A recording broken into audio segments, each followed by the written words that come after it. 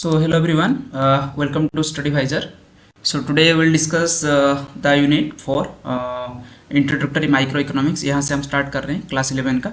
तो पिछले क्लास में हम स्टार्ट किए थे what is an economy and what is economics. तो आज का जो हमारा टॉपिक रहेगा what is micro economics and what is macro economics and positive and normative economics. This one. Okay तो ये वाला आज डिस्कस करेंगे.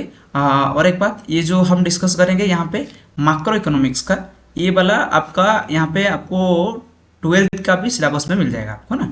12th के सिलेबस को देखेंगे हम, 12th में भी ये पार्ट आपको मिल जाएगा. तो ये जो वीडियो रहेगा कुछ मतलब तक आपका 12th के लिए भी रहेगा. देखो ये 12th का पहला यूनिट में ये है what is macro economics. 12th वालों को ऑलरेडी पता है what is micro and macro economics.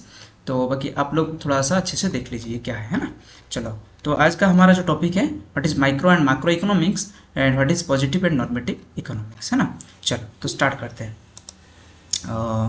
Okay screen में भी विजिबल टू यू ऑल. चलो यहाँ पे ध्यान रखो क्या है ये. ओके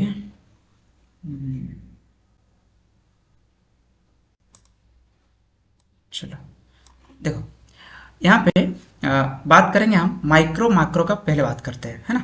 चलो देखो ये जो इकोनॉमिक्स है, ये modern economics theory are divided into two main branches. दोनों ब्रांच से डिवाइड हुआ है. हम इकोनॉमिक्स बात किए थे व्हाट इज इकोनॉमिक्स. ये जो इकोनॉमिक्स है दोनों मेन ब्रांच से डिवाइड हुआ है. पहला इसका ब्रांच है माइक्रो इकोनॉमिक्स, दूसरा है मैक्रो इकोनॉमिक्स, है ना. Micro and macro. So as I told you that modern economic theory are divided into two main branches. One is microeconomics, another one is macroeconomics. ये माइक्रोइकोनॉमिक्स होता क्या है और मैक्रो इकोनॉमिक्स होता क्या है. ये तो एक तरह का सब्जेक्ट है. आप लोग पढ़ेंगे जो 11th पे पढ़ेंगे वो माइक्रो इकोनॉमिक्स होगा, जो 12th पे पढ़ेंगे वो मैक्रो इकोनॉमिक्स होगा. बाकी इसको क्यों पढ़ रहे हैं, ये माइक्रो में क्या आता है और मैक्रो में क्या आता है, इस चीज़ को आज डिस्कस करेंगे हम, है ना. देखो माइक्रो और मैक्रो में डिफरेंट कितना ईजी से आप लिख सकते हैं. आपके एग्जाम में 2 मार्क्स या फिर 3 मार्क्स या फिर 5 मार्क्स का आए तो बहुत ईजी. 5 मार्क्स का तो कभी नहीं आता है, लेकिन 3 मार्क्स 2 मार्क्स का मिल सकता है आपको, है ना. कितने ईजी से उसको लिख सकते हैं. देखो आपको यहाँ पे दिखेंगे 2 वर्ड आपको दिख रहा है, एक है माइक्रो और एक मैक्रो इकोनॉमिक्स. एक micro economics and macro economics. इन दोनों वर्ड में 2 लेटर हम डिफाइन कर लेंगे और 2 लेटर से हमारा ये डिफ्रेंशिएट क्रिएट हो जाएगा. 2 लेटर बस. ये 2 लेटर में पहला लेटर देखो, पहला लेटर यहाँ पे देखो आई है माइक्रो में, और मैक्रो में क्या है ए है. यानी यहाँ पे आई है और यहाँ पे ए है. इन दोनों से हमारा क्या होगा, दोनों का डिवाइड कर लेंगे, है ना. इन दोनों में हम डिवाइड कर लेंगे हमारा माइक्रो इकोनॉमिक्स क्या है और मैक्रो इकोनॉमिक्स क्या है. देखो आई मीन्स आप लोग को पता है इंडिविजुअल, और इंडिविजुअल मीन कोई एक को बात करते हैं. और ए मीन्स एग्रीगेट. एग्रीगेट यानी एज ए होल. एग्रीगेट यानी एज ए होल यानी सबको लेके चलना, है ना. तो ये माइक्रो और मैक्रो में फर्क क्या देखें हम. एक चीज हमको मिल गया सर कि आई means individual and A means aggregate. बस इतना समझ में आ गया. चलो आगे देखते हैं माइक्रो इकोनॉमिक्स क्या होता है, मैक्रो इकोनॉमिक्स क्या होता है. उससे पहले हम मीनिंग थोड़ा देख लेते हैं. ये जो micro economics derive from the Greek word that is micros which means small. Okay ये माइक्रोस वर्ड से डिराइव्ड हुआ है और इसका मतलब है स्मॉल. स्मॉल छोटा सा, है ना. तो ये माइक्रो इकोनॉमिक्स होता क्या है. As I told you I means individual, यानी it studies an economic action of individual. यानी micro economics are that economics which studies economics as a individual, as a part of whole economy और as a small part of economy. ये समझ में आना चाहिए. मतलब ये बोलता हूं मैं micro means small, micro means individual. ये चीज को हम माइक्रो इकोनॉमिक्स में रख लेते हैं, है ना. छोटा सा थोड़ा सा, इस चीज को हम क्या करेंगे माइक्रो में रखेंगे. मैक्रो में इसको ऑपोजिट रहेगा. देखो macro economics is the word derive from the Greek word macros which means large. When we are discussing economics as a large manner, when we are discussing economics as a whole, as a aggregate sense, that is macroeconomics, है ना. बस एक example ले लेते हैं. यहाँ पे क्या लिखा है छोड़ दो, क्या एक एग्जाम्पल ले लेंगे समझ में आ जाएगा. देखो आपके घर में जो इनकम होता है, मैं बोलता हूं कि अथर्व का फैमिली इनकम कितना है ना. या फिर मैं बोलता हूं कि अनुष्का का फैमिली इनकम कितना है. यानी आपके फैमिली का इनकम के बारे में पूछ रहा हूं, है ना। इतने सारे स्टूडेंट थे, इतने सारे लोग हैं दुनिया में, फिर भी मैं आपको अकेले ही पूछा, यानी आपके घर का इनकम पूछा। That is you are an individual here, okay. आपको मैं इंडिविजुअल कर दिया, एक पार्ट कर दिया, और एक स्मॉल चीज को मैं पूछा, यानी आपको अकेले ही पूछा। तो आपका इनकम यानी आपकी फैमिली का इनकम यानी एक इंडिविजुअल फैमिली इनकम, एक individual family income, that is micro economics. समझ में आ रहा है? That is micro economics part में आ जाएगा। अभी मैं बात करूं देश का इनकम यानी नेशनल इनकम, नेशनल इनकम तो क्या होगा बेटा? ये होगा देश का इनकम यानी economic as a whole, economic as a whole, as a aggregate sense, यानी देश का इनकम की बात कर रहे हैं, दैट इज माइक्रो इकोनॉमिक्स। और एक बात करते हैं, आपके एरिया में जो एनटीपीसी कंपनी है, मैं बोलता हूं कि एनटीपीसी में कितने इनकम होता है एक महीने में या फिर एक साल में। आप ऐसे बोल सकते हैं एनटीपीसी में कितने रॉ मटेरियल एक्सपेंडिचर होता है, यानी कितना फैक्टर कॉस्ट होता है ना।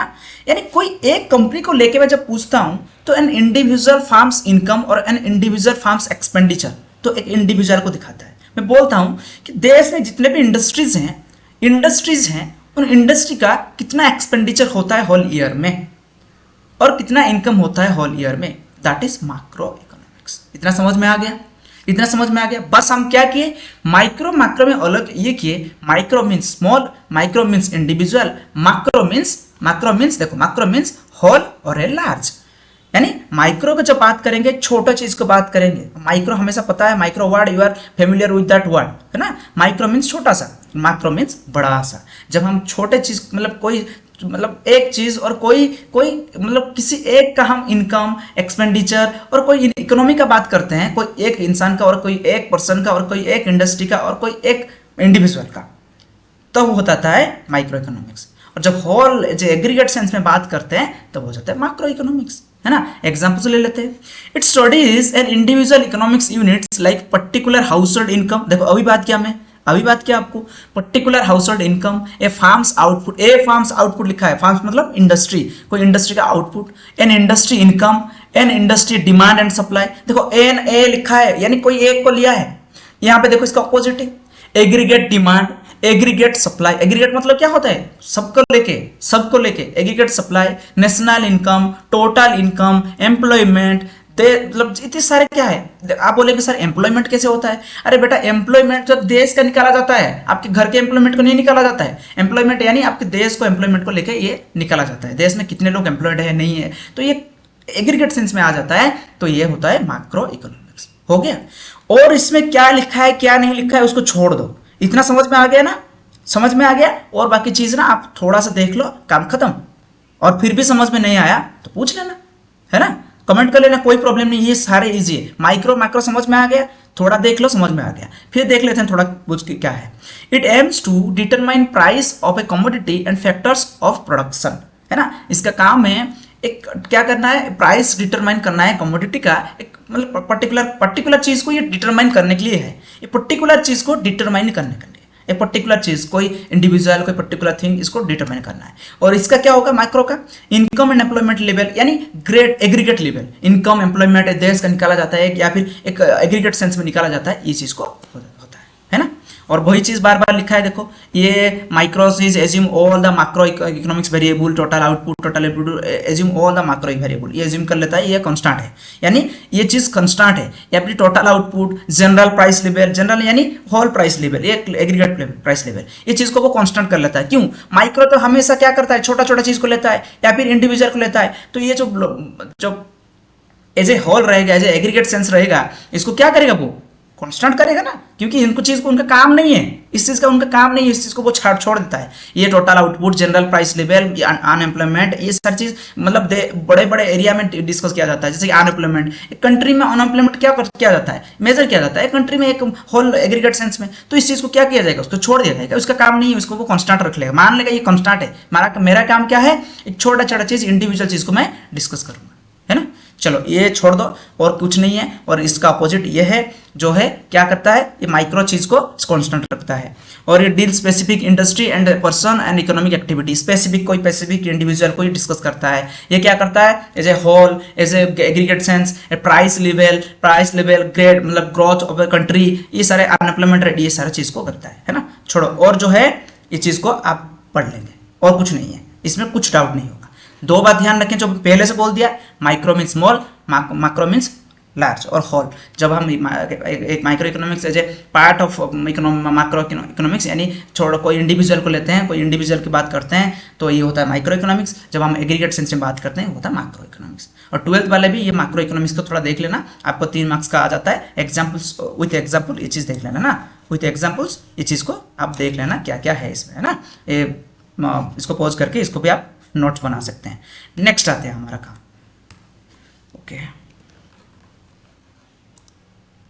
नेक्स्ट देखेंगे हमारा पॉजिटिव एंड नॉर्मेटिव इकोनॉमिक्स, है ना।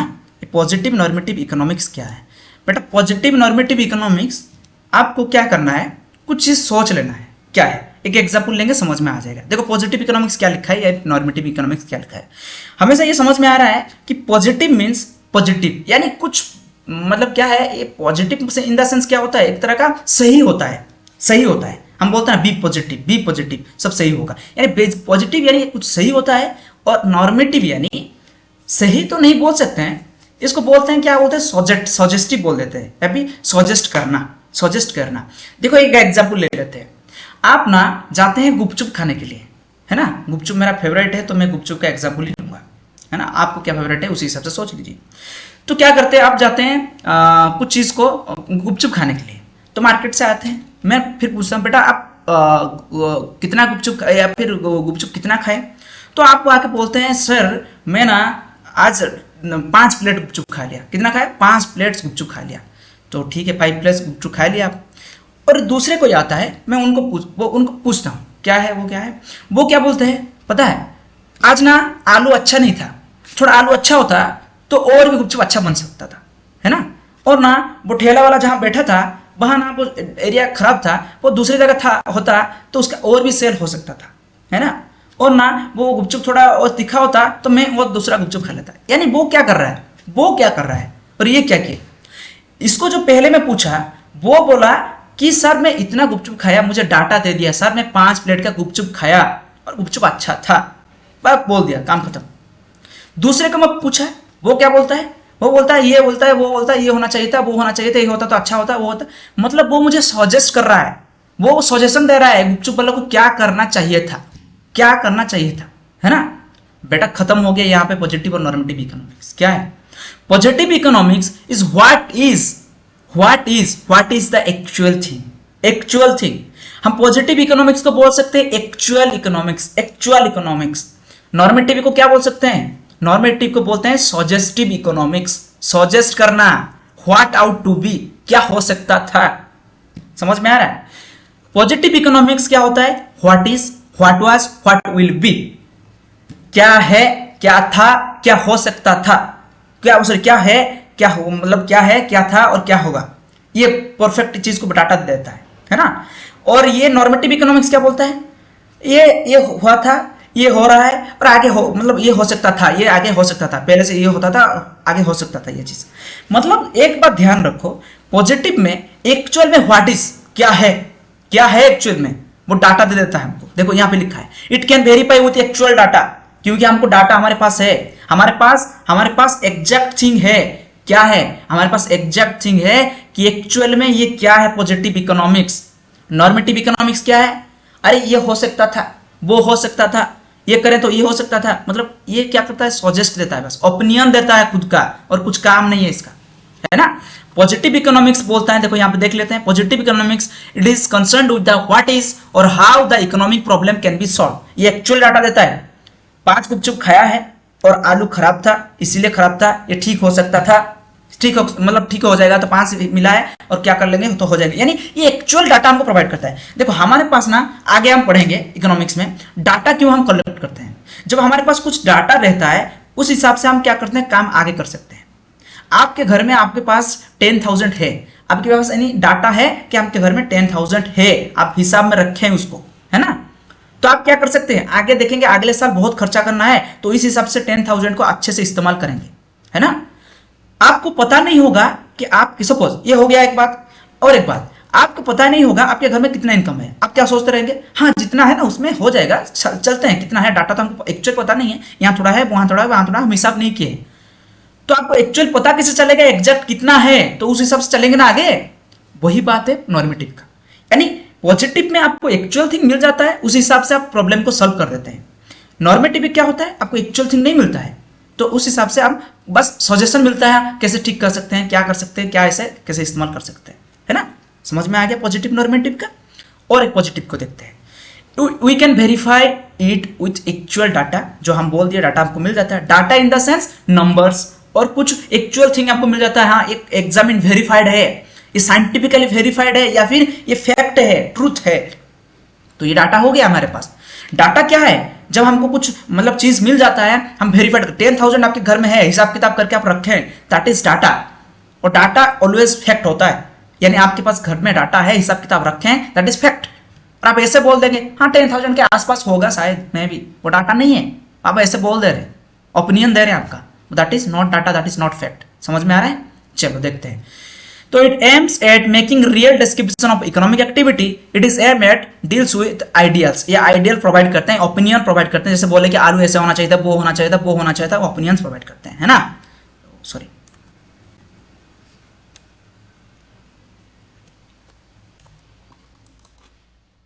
हाँ सॉरी। द नेक्स्ट इज, ये क्या होता है, next one is it always based on the fact, so it can not be suggestive. जो बात हम बोल दिए ना बेटा, वही बात है, लिखा है बार बार, आप बस थोड़ा सा समझ लिए तो समझ लीजिए कि ये सही है, वो बात एकदम बार बार लिखा होगा। क्या है, it always based on facts and so it can not be suggestive. ये फैक्ट से ऊपर बेस्ड है, ये सजेस्टिव नहीं है। और ये क्या है नॉर्मेटिव, ये ओपिनियन ओपिनियन के ऊपर बेस्ड है, opinion of an individual, so it is suggestive in nature, suggest करना है, ओपिनियन देना है। समझ में आ गया। It doesn't give any value judgment. Value judgment क्या है, यानी वैल्यू जजमेंट करेंगे, ये ऐसा था, वो सा था, ये करना था, वो करना था, वो करना था, ये वैल्यू जजमेंट नहीं है। ये चीज क्या है, वैल्यू जजमेंट के ऊपर बेस्ड है, जो नॉर्मेटिव है ना। जो नॉर्मेटिव है ये वैल्यू जजमेंट के ऊपर बेस्ड है। तो नेक्स्ट एग्जाम्पल्स ले लेते हैं। एग्जाम्पल्स हम देश के ऊपर ले लेते हैं चीज, है ना। देखो, price level in the Indian economy is constant rising, there is wide inequality in income in India. सब बोलेंगे सर ये चीज आपको पता कैसे चला, जब प्राइस इनइक्वालिटी होता है, अनएम्प्लॉयमेंट होता है, और इंडिया में प्राइस लेवल बढ़ता है घटता है, ये चीज कैसे पता चलता है बेटा, आपको पता है। ये डाटा कलेक्शन किया जाता है, जो आगे हम पढ़ेंगे, कलेक्शन ऑफ डाटा में डाटा कलेक्शन किया जाता है। घर में इतने, आपको पता होगा, सेंसस आते हैं, लोग डाटा कलेक्शन करने के लिए, सेंसस होता है 10 साल में एक बार होता है, लोग आते हैं घर में, पूछते हैं आपके घर में कितने लोग हैं, कौन कौन जॉब कर रहे हैं, क्या कर रहे हैं, वो चीज पूछते हैं, फिर लिख के लेते हैं। वो डाटा को वो वेरीफाई करते हैं, वो जो भी करते हैं, फिर देते हैं कि देश में इतने लोग मतलब अनएम्प्लॉयमेंट है, इतने लोग ये है, वो देते हैं। यानी ये जो डाटा है ना, ये फैक्ट है, ये चीज ना फैक्ट है ना। इसमें अपोजिट में आ जाएंगे। ये चीज क्या बोल रहे हैं, India must take step to crop the rising price level, suggestion कर रहा है, तो प्राइस लेवल को स्टेप बढ़ाने के लिए ये कर सकते हैं इंडिया। और inequality of income is must be reduce, inequality reduce होना चाहिए, ये ओपिनियन दे रहा है, सजेशन दे रहा है, ये चीज। तो बेटा पॉजिटिव और नॉर्मेटिव पे समझ में आ गया। गुपचुप का एग्जाम्पल ले लो, समझ में आ जाएगा, उसी हिसाब से देश का एग्जाम्पल ले लेना। समझ में आ गया। चलो नहीं आएगा तो भी आप मतलब कमेंट करेंगे, फिर हम और एक बार डिस्कस कर सकते हैं ना। आई थिंक समझ में आ जाएगा, इतना भी डिफिकल्ट नहीं है चीज। Okay, so thank you so much and have a nice day, take care.